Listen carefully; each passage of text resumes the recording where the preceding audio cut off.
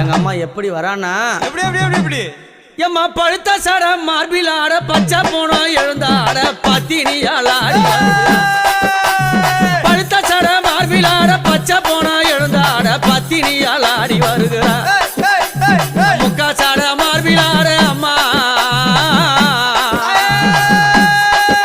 அந்த முக்கா சட மார்பில் ஆட முக்கா சட மார்பில் ஆட